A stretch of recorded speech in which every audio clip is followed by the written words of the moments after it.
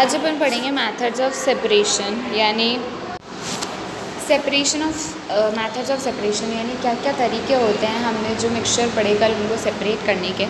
तो सबसे पहला तरीका है सॉलिड्स में से सॉलिड को निकालने का तरीका। तो वो तरीके क्या क्या है। फर्स्ट है हैंड पिकिंग यानी हाथ से चुन करके हम उन्हें सेपरेट करते हैं। ठीक है, जैसे हम घर में सब चावल दाल वगैरह सब हम साफ़ करते हैं। ठीक है, तो उसमें से हाथ से उठा करके हम कंकड़ अलग करते हैं ठीक है, उसी मेथड को कहते हैं हैंड पिकिंग, जो हम हाथ से इजीली हो जाए। बट इसमें काफ़ी ज़्यादा लेबर लगता है। ठीक है, the food grains containing small pieces of stones, जो भी खाने में छोटे छोटे कंकर रहेंगे। ठीक है, अपनी थाली में से अपन उसे लेके उसमें को चुगते हैं, जिसे हम चुगना कहते हैं। The pieces of stone are picked up, वो स्टोन के दाने हम हाथ से उठा करके उन्हें अलग कर देते हैं, उन्हें बाहर फेंक देते हैं। एंड अल्टीमेटली इसी तरह से हमारा जो है ग्रेन साफ़ हो जाता है। ठीक है, सेकेंड मैथड है थ्रेशिंग। सीरियल्स लाइक यानी ऐसे धान, वीट और राइस जैसे धान जो हमारे लिए खाने का सोर्स है, जो सबसे ज़्यादा हमारे यूज़ आता है। ठीक है, तो उनको हार्वेस्ट करने के बाद यानी उन्हें फसल को उतारने के बाद उन ग्रेन्स को हमें सेपरेट करना होता है। ठीक है, उन सीड्स को, वो जो गेहूँ के दाने उन्हें हमें सेपरेट करना होता है प्लांट से। ये किससे करते हैं हम? This is done by the method of threshing. तो थ्रेशिंग क्या हो गया? The process of separating the grains from the rest of the plant is called threshing. The process of separating the grains यानी वो जो ग्रेन के seeds है, धान है, उसे अलग करना बाकी प्लांट से, उसे हम क्या कहते हैं? थ्रेशिंग। अब थ्रेशिंग करते कैसे हैं? It is done in the following veg. In manual threshing the farmer holds a pile of crop in his hands, यानी जो इंसानों से लेबर से करवाते हैं हम, वो कैसे करी जाती है? उसमें फार्मर क्या करता है? उस क्रॉप को उठा करके, उस प्लांट को उठा करके, उसकी पाइल यानी गड्ढे ढेर को उठा करके अपने हाथ में उसे बार बार एक ज़ोर से नुकीली चीज़ पे या हार्ड सरफेस पे उसे बार बार हिट करता है यानी मारता है। ठीक है, तो इस प्रोसेस में क्या होता है? बहुत प्रेशर पड़ता है। जब उनसे बार बार बीट करते हैं एक पत्थर पे, तो वो सारे ग्रेन सीड्स अलग हो जाते हैं और बाकी प्लांट जो है वो अलग रह जाता है। तो ये एक मेथड हो गया थ्रेशिंग का। सेकेंड मेथड क्या है? Threshing can also be done by the machine called thresher. Threshing को हम मशीन के साथ भी कर सकते हैं, जो कि आजकल हो गया है, क्योंकि आजकल मशीनों से ही करवाते हैं सारा काम। उस मशीन को हम यूज़ करते हैं, तो उससे काफ़ी अच्छी क्वांटिटी में जो है एक ही बार में ग्रेन सेपरेट हो जाता है अपना। ठीक है, थर्ड मेथड है सीविंग। सीविंग में क्या होता है? It is the method use to separate components of a mixture which are of different sizes. ये मेथड कहाँ यूज़ होता है? जहाँ पे मिक्सचर में अलग अलग साइज़ की चीज़ें हो। फॉर एग्जाम्पल, जैसे कि undesirable material are separated from the grains by using a sieve. तो ग्रेन्स अपना जो धान है वो तो अलग साइज़ का रहता है, और जो अनवांटेड मटेरियल, अनडिज़ायर्ड मटेरियल है, जो हमें नहीं चाहिए होते हैं, वो अलग साइज़ के रहते हैं। ठीक है, तो अलग साइज़ के रहने की वजह से हम उसे किस की मदद से सेपरेट करते हैं? सीव की मदद से सेपरेट करते हैं। ठीक है, the fine particles pass through the सीव while bigger particles remain on the सीव। ये आपने देखा होगा, जहाँ रोड बनती है वहाँ पे वो छलनी, सीव किसे कहते हैं? वो जो एक रेक्टेंगल सा पीस लगा होता है, उसमें जाली लगी होती है, तो उसमें वो लोग बार बार मिट्टी को डालते हैं, जिससे मिट्टी तो सेपरेट छन जाती है, अलग हो जाती है, और बड़े बड़े कंकर साइज़ वो रहते हैं, वो एक तरफ रह जाते हैं। ठीक है, तो उसी तरह से सीव को अपनी खेती में भी यूज़ करते हैं। उसमें पूरा का पूरा धान डाल देते हैं ऊपर, तो छोटे साइज़ के पार्टिकल तो उसमें से निकल जाते हैं, और बड़े साइज़ के पार्टिकल नहीं निकलते, तो वो सेपरेट हो जाते हैं। बड़े साइज़ के पार्टिकल अलग रह जाते हैं और छोटे साइज़ के पार्टिकल अलग रह जाते हैं। ठीक है, A similar process is employed when wheat flour is passed through the sieve so as to remove the chaff.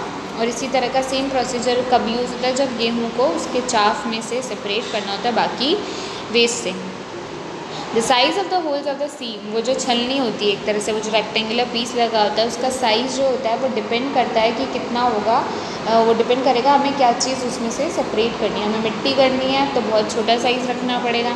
ठीक है, या हमें और गेहूँ के दाने करने तो गेहूँ के दाने जितना साइज़ रखना पड़ेगा, ताकि बड़ी चीज़ें तो अलग हो जाए और छोटी उसमें से निकल जाए। ठीक है, तो जो पार्टिकल हमें सेपरेट करना है उस पर डिपेंड करेगा हमारे सीव का साइज़, सीव की नेट का जो जाली का साइज़ है वो क्या होगा। नेक्स्ट मेथड है विनोविंग। विनोविंग क्या होता है? अंडरलाइन कर लेना आप, जो मैं अंडरलाइन कर रही हूँ। Method of separating component of a mixture is known as winnowing, यानी एक मिक्सचर में से अलग अलग कंपोनेंट्स को सेपरेट करना, पार्ट्स को सेपरेट करना, उसे हम क्या कहते हैं? विनोविंग कहते हैं। विनोविंग कहाँ यूज़ होता है? It is use to separate heavier and lighter components, यानी हल्के और भारी। इस बार हल्का और भारी हमारा क्राइटेरिया है, ठीक है। तो ऐसी चीज़ लेंगे हम जिसमें एक चीज़ तो बहुत हल्की हो और एक चीज़ काफ़ी हैवी हो, ठीक है। तो विनोविंग में उन दोनों को अलग कर देते हैं, और किसकी मदद से करते हैं? विंड की मदद से। जैसे कि आप लोगों ने घर में देखा होगा कि गेहूँ चुगते वक्त मम्मी बार बार थाली को ऐसे ऊपर की तरफ हिट करती है, तो हल्की चीज़ें तो निकल करके आगे आ जाती है और गेहूँ के दाने, बाकी हैवी चीज़ें जो होती है वो पीछे रह जाती हैं, ठीक है। तो वहाँ विंड की मदद से हम क्या करते हैं? सेपरेट कर देते हैं कंपोनेंट्स को। तो लाइटर पार्टिकल जो कि यहाँ गेहूँ में हस्क पार्टिकल्स होते हैं, यानी जो छिलका रहता है वो तो अलग हो जाता है, और जो हैवियर सीड्स रहते हैं ग्रेन के वो यहीं रह जाते हैं, और लाइटर वाला सारा हवा की मदद से उड़ के चला जाता है, जो कि इस पिक्चर में आपको दिखा भी रखा है कि इस हाइट से वो लोग गिराते हैं, जिससे विंड की मदद से लाइटर पार्टिकल हवा में उड़ के चले जाते हैं। Seeds of the grain get separated, इस तरह से वो सीड्स जो है वो अलग हो जाते हैं, सेपरेट हो जाते हैं विंड की मदद से, ठीक है। और इस प्रोसीजर को क्या कहते हैं हम? विनोविंग। और फिर बाद में जो हमारा सेपरेटेड हस्क है, यानी जो कचरा है वो जानवरों के काम आ जाता है, और जो सीड्स है वो हमारे काम आ जाते हैं, ठीक है।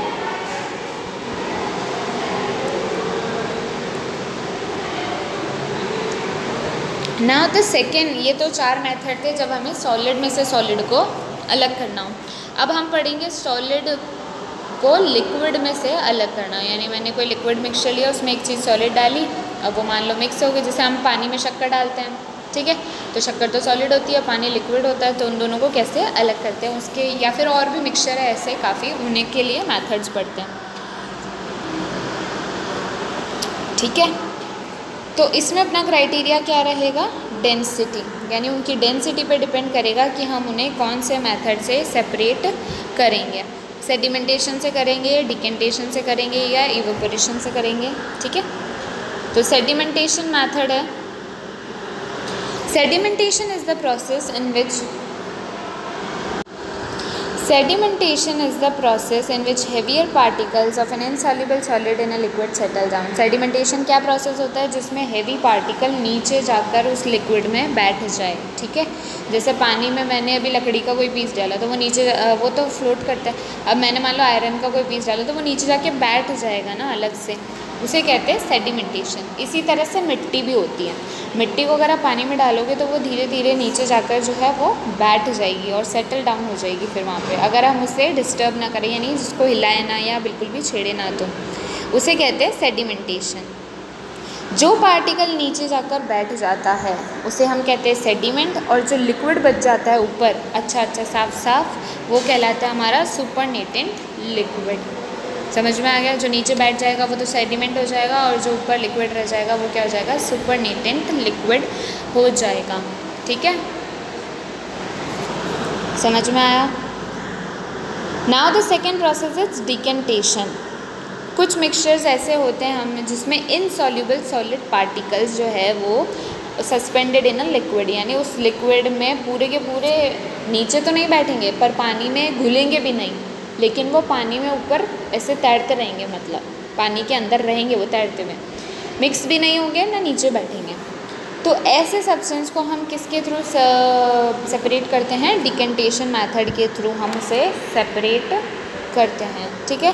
फॉर एग्जाम्पल, ऐसा कौन सा एग्जाम्पल हो गया? Mixture of sand and water contain sand particle suspended in water, यानी अगर पानी में मिट्टी आ गई है, ठीक है, कुछ पार्टिकल्स तो हैवी पार्टिकल्स स्टोन वगैरह तो सेटल डाउन हो जाते हैं, पर फिर भी कुछ पार्टिकल्स ऐसे रह जाते हैं जो उस पानी में ही तैरते हुए रह जाते हैं, यानी सस्पेंडेड रह जाते हैं, उस पार्टिकल पानी में लटके हुए रह जाते हैं, एक तरह से बीच में रह जाते हैं। तो उस वक्त हमें सैंड और वाटर के मिक्सचर को किस मेथड से सेपरेट करना होता है? डिकेंटेशन मेथड से सेपरेट करना होता है। तो ज़्यादातर ये सेडिमेंटेशन और डिकेंटेशन मेथड साथ साथ ही चलता है, इनको अलग अलग नहीं किया जाता है, क्योंकि ये एक तरह की ही टेक्निक है और एक तरह की चीज़ों के लिए यूज़ होता है।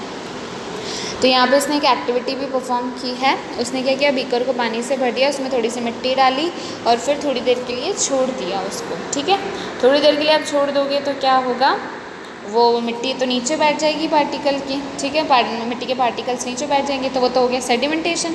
अब आपको ऊपर से अच्छा पानी जो है उसे अलग करना है, तो निकालना है। तो वो आप दूसरे बीकर में क्या करोगे, उसको बिल्कुल धीरे से उठा के बिना हिलाए शेक किए उसे ऊपर से पानी नितारना, जिसे हम कहते हैं हिंदी में, नितार लोगे, ठीक है। तो वो पानी अलग आ जाएगा दूसरे बीकर में आपके, और वो मिट्टी जो है आपकी नीचे रह जाएगी। तो ये प्रोसेस कहलाता है हमारा सेडिमेंटेशन एंड डिकेंटेशन, ठीक है। बाकी 2 मेथड अपन नेक्स्ट क्लास में पढ़ेंगे आपके, ठीक है। Thank you.